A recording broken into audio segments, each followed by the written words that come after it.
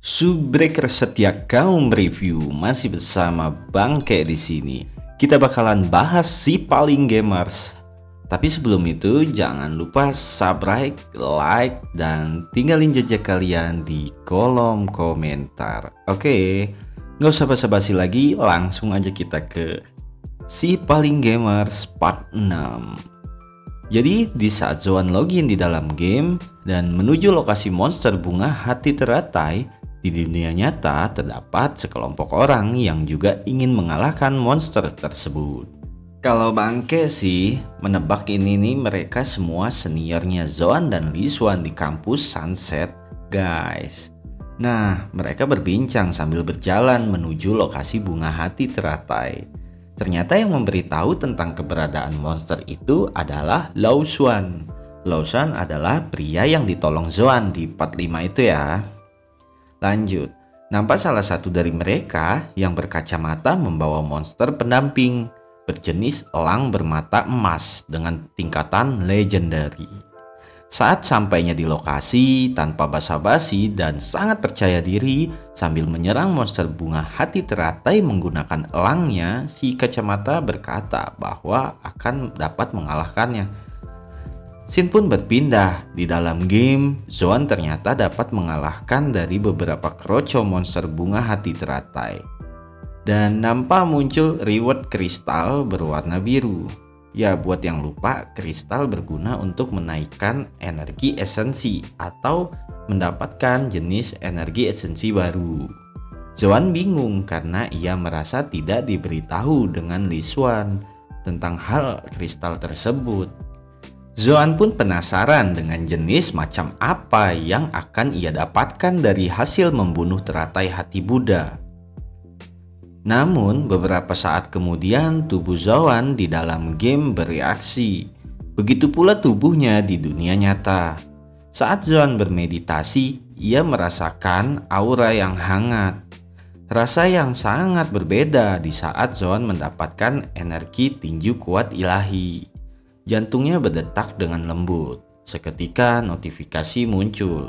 Zoan memiliki kemampuan baru, yaitu meditasi dengan tingkat 7 poin. Zoan yang masih bingung, ia berpikir bahwa itu adalah jenis kemampuan penguatan. Jadi ia akan mencobanya dengan bermeditasi.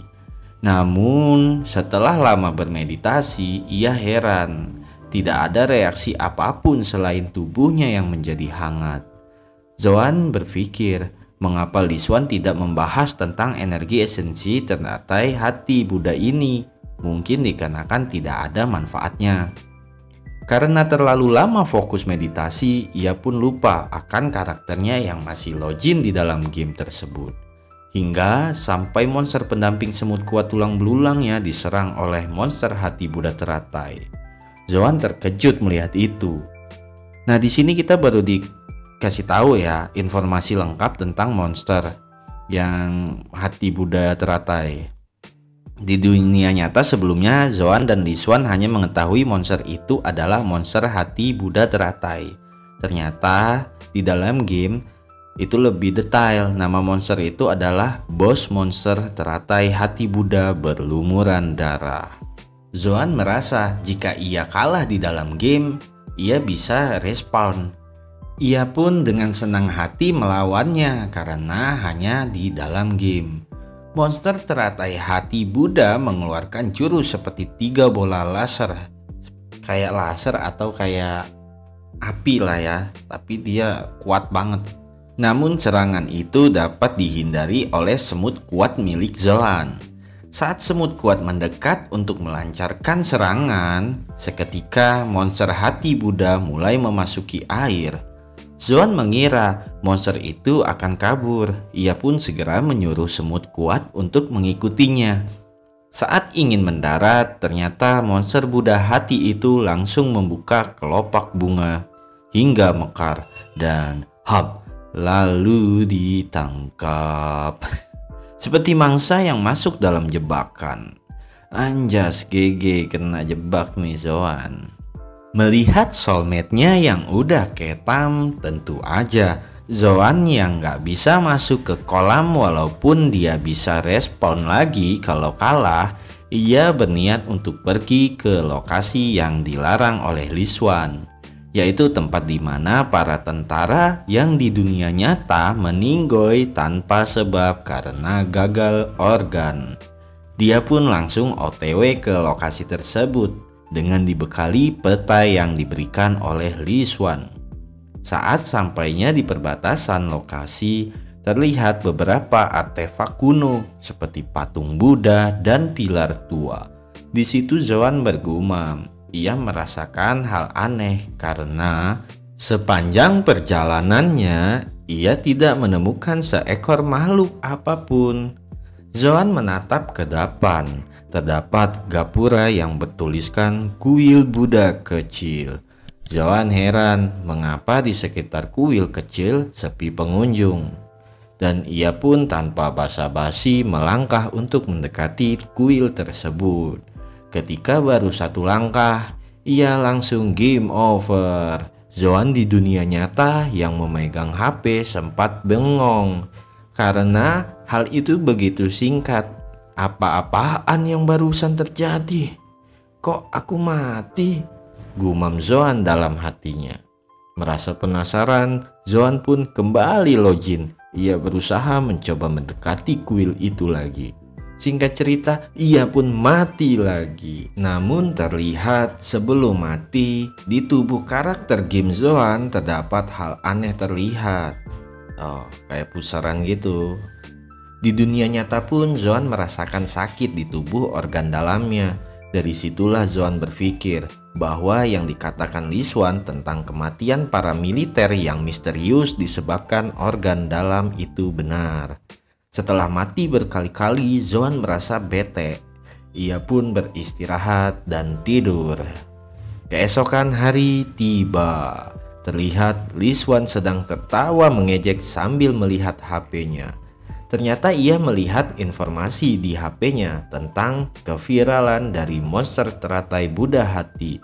Sambil menggosok gigi, Zoan yang kepo bertanya, "Hah? Iya, maksudnya yang dimaksud maksudnya itu adalah apa yang terjadi gitu loh." Dia kan sambil gosok gigi, jadi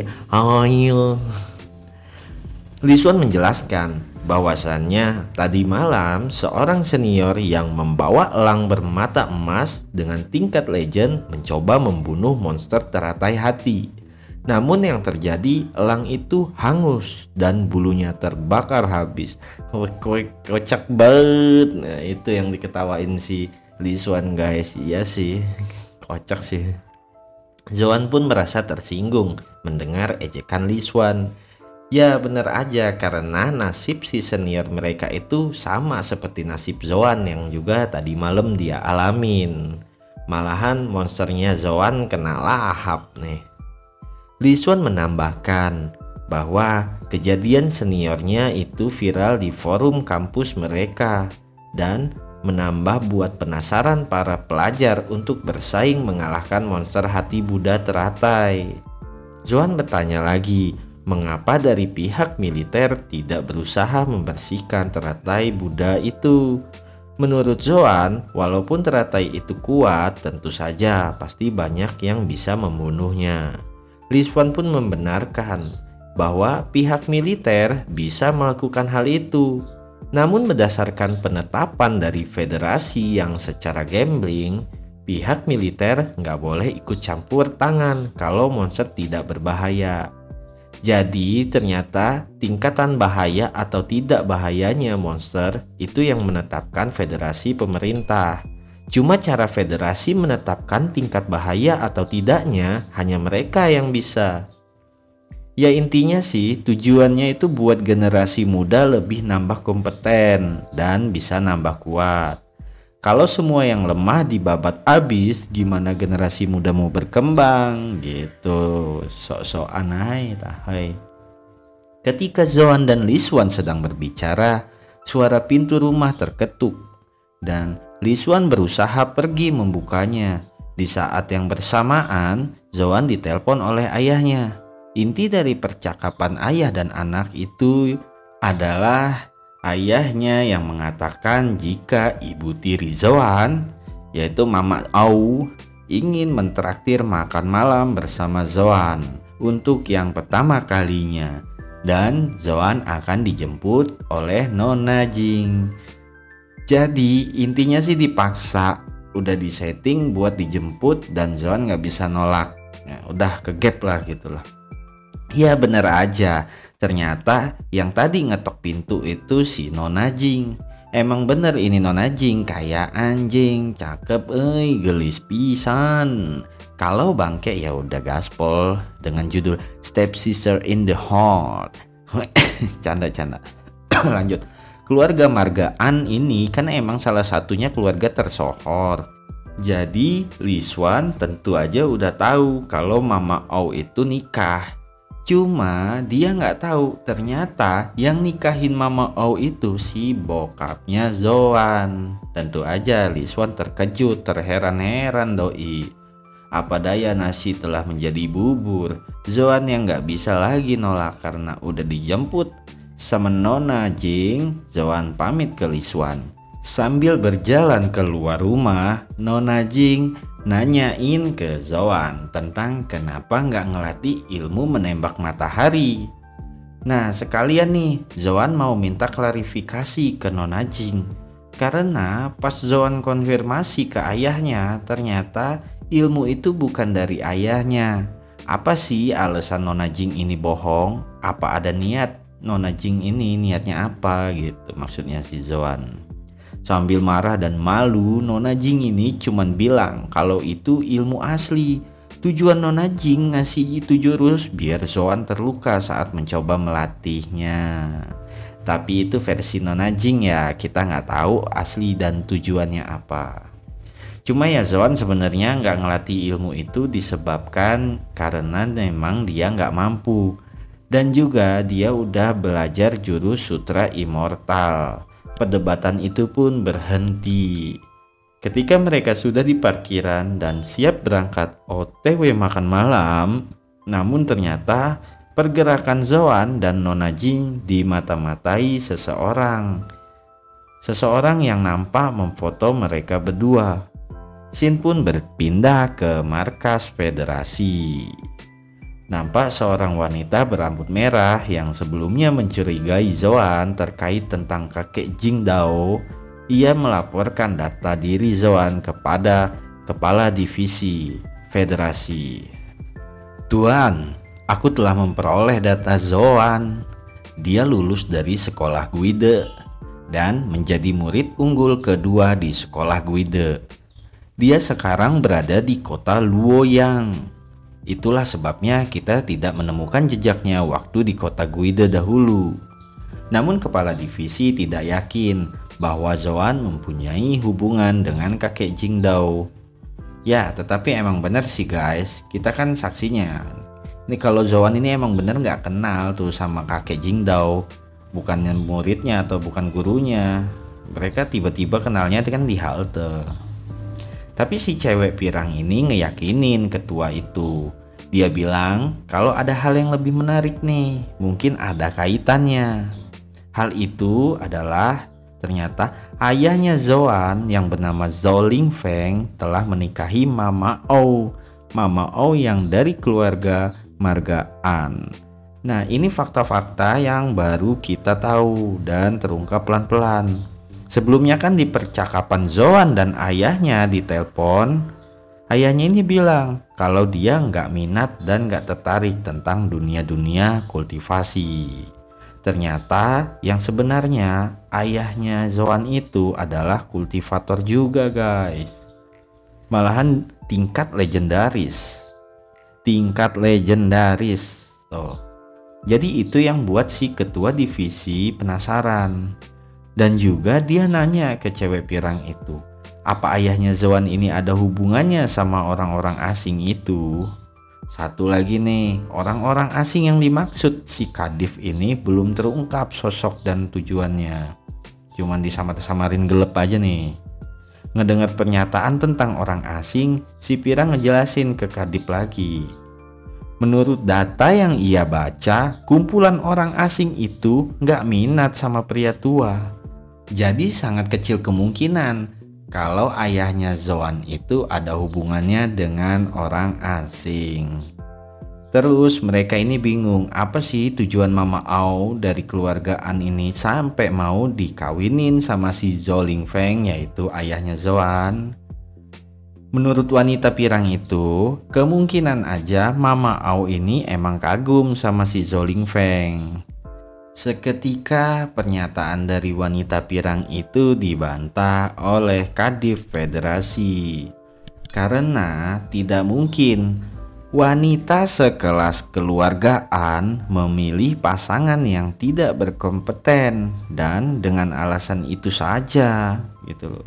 Jadi nggak mungkin wanita sekelas margaan ini buat mau nikahin si bapaknya Zoan cuman karena mau minta perlindungan atau bahasanya jadi bodyguard lah gitu. Itu nggak mungkin.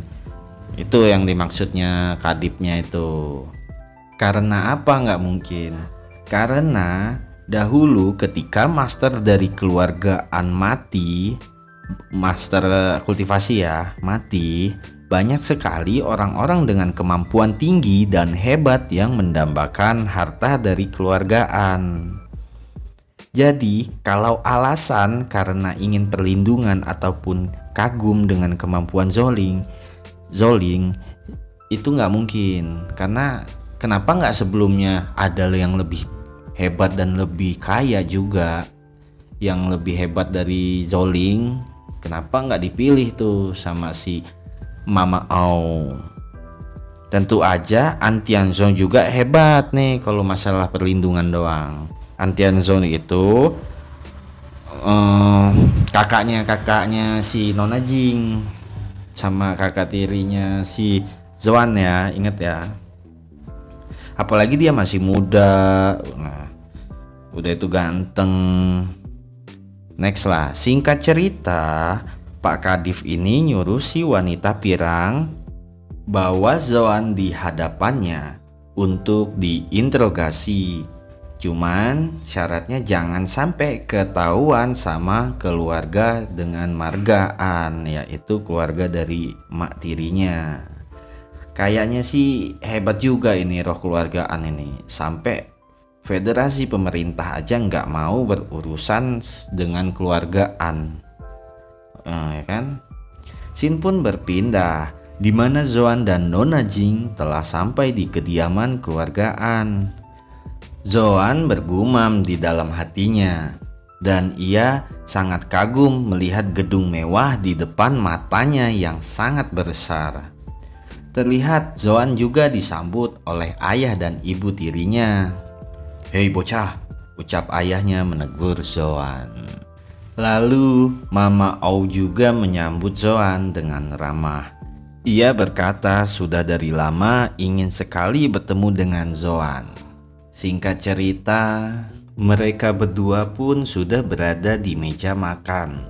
Seperti keluarga baru yang harmonis, Mama Au menyajikan banyak sekali makanan.